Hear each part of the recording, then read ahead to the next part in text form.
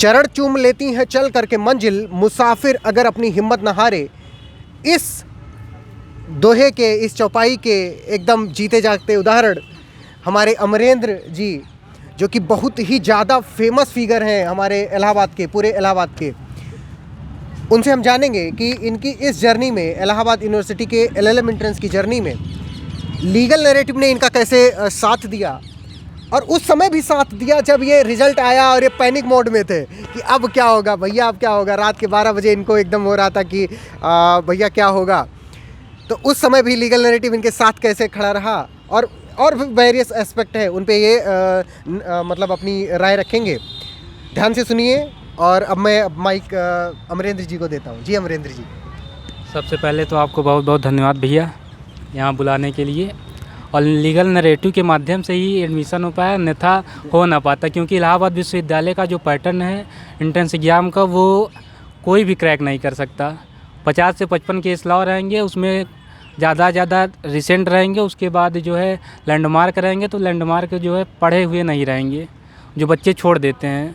तो इसीलिए legal narrative अगर आपको LLM करना है इलाहाबाद यूनिवर्सिटी से, तो लीगल नरेटिव के साथ जुड़िए, उसके बिना संभव नहीं हो पाएगा।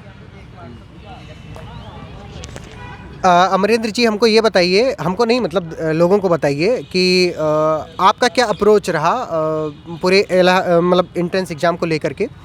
आपने किन किन स्टेप्स को फॉलो किया? क्या आपने सिर्फ लीगल नैरेटिव ने जो बताया बस सिर्फ उसको फॉलो किया, या कुछ और भी चीज़ें की? अमरेंद्र जी।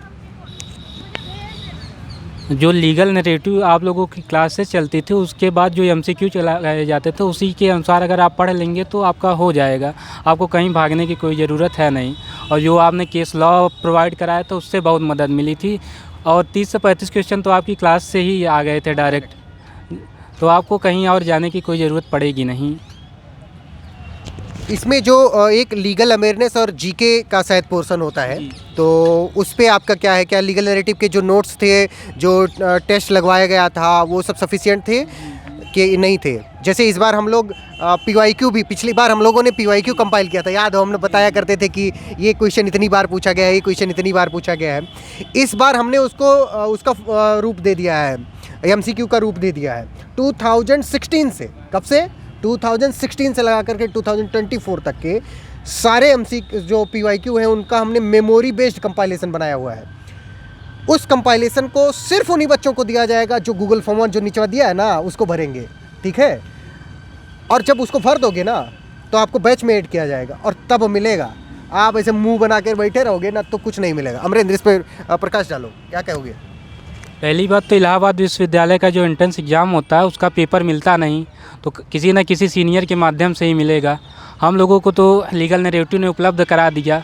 अगर जिनको अब भविष्य में देना, तो लीगल नैरेटिव से जुड़ के प्राप्त कर सकते हैं। और गूगल फॉर्म तो चल ही रहा है, तो कृपया भर के जुड़ जाइए अगर एडमिशन लेना हो तो। जैसे अमरेंद्र ने बात बोली कि जो PYQ होता है वो जमा करा लिया जाता है, बिल्कुल ठीक बात बोला है। इसीलिए मैंने बोला कि PYQ का जो कंपाइलेशन है वो मेमोरी बेस्ड है। कैसा है? मेमोरी बेस्ड है। जितने भी 2016 से टॉपर्स रहे हैं, हमने उन सबसे बात की, इंक्लूडिंग हम तो खुद 2023 के हैं, 2024 के ये लोग हैं, जितने भी यहाँ पे आए हुए बहुत सारे लोग हैं ये यहाँ पे भी, ठीक है? सबसे मिल करके, सबसे बातचीत करके हमने एक कंपाइलेशन बनाया हुआ है। वो कंपाइलेशन हम देंगे। ये बुक देख रहे हो ना, ये सोच रहे होगे कि वो कंपाइलेशन हुआ है। नहीं, ये कंपाइलेशन नहीं है। ये जुडिशरी में, यूपी जुडिशरी में जो GK GS आता है ना, उसका गाइड है। जो इसको पढ़ेगा उसका जुडिशरी निकलेगा, जो नहीं पढ़ेगा वो प्रीलिम्स फेल हो जाएगा, ठीक है? और हाँ, आगे तो यानी कि जो लीगल अवेयरनेस और GK GS है, वो लीगल नैरेटिव के उससे कवर हो जाता है। एक बार फिर से बताइए इस बात को। इसमें रिसेंट केस लॉस पूछे जाते हैं, और वो जो है भैया ने जो नोट्स दिए थे सर ने, उसी के माध्यम से पूरे हो गए थे। आप रिसेंट केस लॉ पढ़ लीजिए, उसके बाद जो है नए करते रहिए, आपका हो जाएगा। टेस्ट सीरीज लॉन्च कर रहे हैं, वो टेस्ट सीरीज ज्वाइन कर लीजिए, टेस्ट सीरीज देते रहिए, और उसके बाद जो है जितना गाइडलाइन मिले उसको फॉलो करते रहिए, तो आराम से आपका हो जाएगा। जी बिल्कुल। अब इन सारी बातों को अमरेंद्र जी के मैं थोड़ा कंसाइज वे में बताता हूँ। ये कुल मिला के ये बात सिर्फ इतनी कहना चाहते हैं, अगर आप चाहते हो कि आप LLM करो, कहाँ से? इलाहाबाद यूनिवर्सिटी से करो, क्योंकि इसके बहुत सारे बेनिफिट हैं।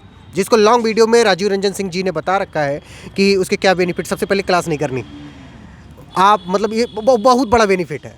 हाँ, नहीं तो दिमाग ख़राब हो जाता है। जब BHU पढ़ोगे, DU पढ़ोगे, कहीं पर भी पढ़ोगे, यहाँ पर मज़े हैं, चिल करो एकदम से, ठीक है। दूसरी चीज़, प्रैक्टिस कर सकते हो, यहीं पे हाई कोर्ट है, अच्छे अच्छे टीचर हैं। अगर आप क्लास करना चाहते हो क्लास भी कर सकते हो। सबसे बड़ी चीज़ अभी तक की लीगल नैरेटिव खुद अभी इलाहाबाद में है। कुछ दिन बाद हो सकता है ना रहे, लेकिन अभी खुद लीगल नैरेटिव खुद इलाहाबाद में है।